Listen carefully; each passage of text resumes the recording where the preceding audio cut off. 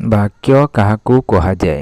ତ ଏକ ବା ଏକାଧିକ ପଦ ମିଳିତ ହୋଇ ମନର ଭାବକୁ ସମ୍ପୂର୍ଣ୍ଣ ରୂପେ ପ୍ରକାଶ କଲେ ତାହାକୁ ଆମେ ବାକ୍ୟ ବୋଲି କହୁଛୁ।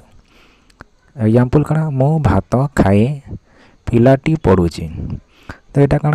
ମନର ଭାବକୁ ତାର ମାନେ ଠିକ୍ ହିସାବରେ ପ୍ରକାଶ କରୁଛେ, ସେଥିଲାଗି ଆମେ ବାକ୍ୟ ବୋଲି ତାଏ କହୁଛୁ।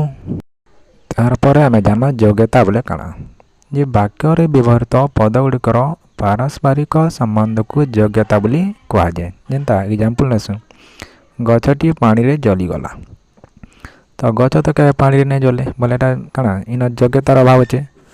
ତ ଏତାର ସଠିକ୍ ବାକ୍ୟ କାଁ ହେଇଯିବା? ଯେ ଗଛଟି ନିଆଁରେ ଜଲିଗଲା। ତ ଏହି ବାକ୍ୟଟି ଠିକ୍ ହେବ।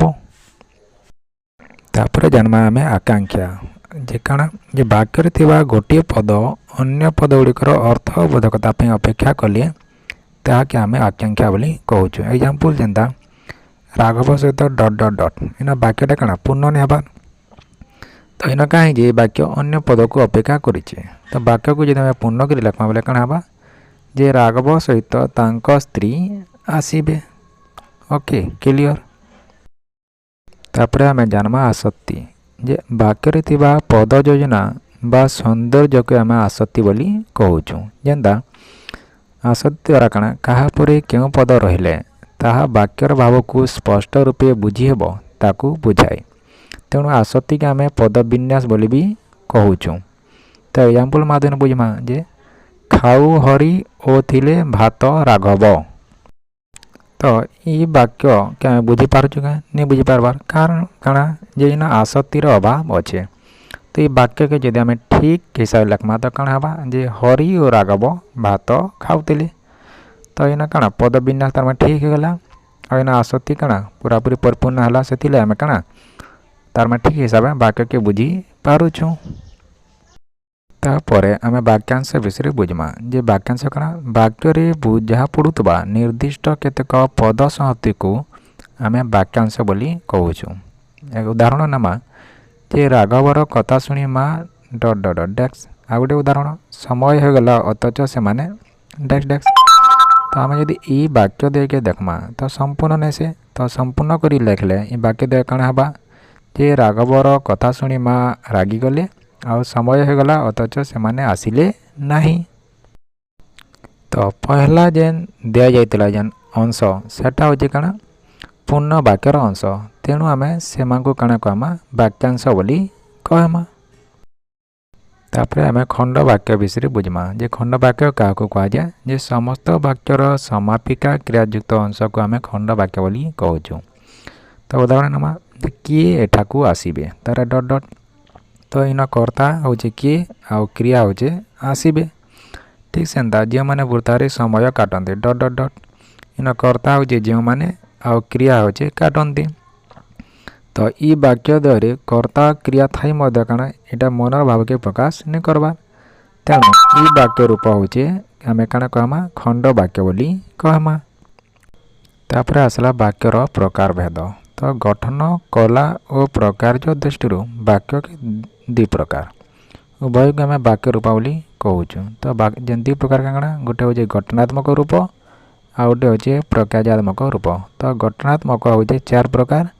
କାଣା? ସରଳ ବାକ୍ୟ, ଯୌଗିକ ବାକ୍ୟ, ଜଟିଳ ବାକ୍ୟ ଆଉ ମିଶ୍ର ବାକ୍ୟ। ତାପରେ ପ୍ରକାର୍ଯ୍ୟାତ୍ମକ ରୂପକେ 5 ଭାଗ କରାଯାଇଛି। 1ରେ ହେଲା ବିଭୂତି ସୂଚକ ବାକ୍ୟ, 2 ଆଦେଶ ବା ଅନୁରୋଧ ସୂଚକ ବାକ୍ୟ, 3 ପ୍ରଶ୍ନ ସୂଚକ ବାକ୍ୟ, 4 ବିସ୍ମୟ ସୂଚକ ବାକ୍ୟ ଆଉ 5 ହେଉଛି ନାସ୍ତି ସୂଚକ ବାକ୍ୟ। ତାପରେ ହେଲା ସରଳ ବାକ୍ୟ। ତ ଗୋଟିଏ ମାତ୍ର ସମାପିକା କ୍ରିୟା ଥିବା ବାକ୍ୟକୁ ଆମେ ସରଳ ବାକ୍ୟ ବୋଲି କହୁଛୁ। ଉଦାହରଣ ହେଉଛି ରାମକୁ ତାଙ୍କ ଘର ଲୋକ ଭଲ ପାଆନ୍ତି। ଏଠାରେ ଭଲ ପାଆନ୍ତି ହେଉଛି ସମାପିକା କ୍ରିୟା। ଆଉ ଗୋଟେ ଏକ୍ଜାମ୍ପଲ୍, ସେ ଜଣେ ଭଲ ବ୍ୟକ୍ତି। ତ ଏହି ବାକ୍ୟରେ ଅଟନ୍ତି ସଂଯୋଗ କରାଯିବ, ଯେନ୍ଟାକି ଅଟନ୍ତି ଇନ ଉଭୟ ହୋଇକରି ଅଛେ। ତ ଏଇଟା ବି ହେଉଛି ଗୋଟେ ସରଳ ବାକ୍ୟ। ତାପରେ ଆସିଲା ଯୌଗିକ ବାକ୍ୟ। ଯେ ପରସ୍ପର ନିର୍ଭରଶୀଳ 2 ବା ତତୋଧିକ ସରଳ ବାକ୍ୟର ସମାହାରରେ ଗଠିତ ବାକ୍ୟକୁ ଆମେ ଯୌଗିକ ବାକ୍ୟ ବୋଲି କହୁଛୁ। ଆରୁ ଜୈବିକ ବାକ୍ୟରେ କାହିଁସି କିନ୍ତୁ, ମାତ୍ର ଏବଂ यही तार में संयोजक अव्यय माने व्यवहृत हेसी आम तार में चिन्ह पार्बा। उदाहरण हो राम श्रेणी रे बसिला मात्र पढ़ी पारिला नहीं।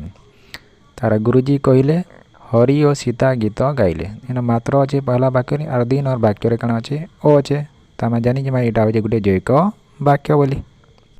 तापर आसला जटिल वाक्य जे दी बा ततोधिक परस्पर सापेक्ष खंड वाक्यर सामान्य गठित वाक्य को आम जटिल वाक्य कहूँ। तो जटिल वाक्य गोटे प्रधान वाक्य थेसी आउ गोटे अप्रधान वाक्य थेसी। उदाहरण नमा जे दरकार समय जे साहाय्य करता ताकू प्रकृत बंधु कहा जाए। तो ये वाक्य रे ताकू प्रकृत बंधु कहा जाउचे प्रधान वाक्य आउ दरकार समय जे साहाय्य करता है यहाँ हूँ अप्रधान वाक्य। क्लियर। पर आम डिस्कस करमा मिश्र वाक्य। तो जेकोसी प्रकार वाक्यर समन्वित रूप को मिश्र वाक्य कहा जाए। एग्जाम्पल होचे आम विद्यालय रे आयोजित सभारे जो अतिथि माने आसीथिले आमे सेमानंकु स्वागत कलु एवं उपयुक्त चौकी रे बसाइलु। तो ये वाक्यटा होचे मिश्र वाक्य। Okay clear. तापरे विवृत्ति सूचक वाक्य जे निर्दिष्ट विषयक विवृत्ति बा वक्तव्य प्रकाश करता वाक्य को आमे विवृत्ति सूचक वाक्य बोली कहूँ। उदाहरण ए वर्ष प्रबल ठंडा होउछि। तापरे महात्मा गांधी होचंती आमर जातीय पिता। तापरे गंगाधर मेहेर स्वभाव कई भाव परिचित। तो एठाने ये जे 3टा उदाहरण है यहाँ कणा जे वक्तव्य के प्रकाश करुचे तेणु यहाँ हूँ विवृत्ति सूचक वाक्य।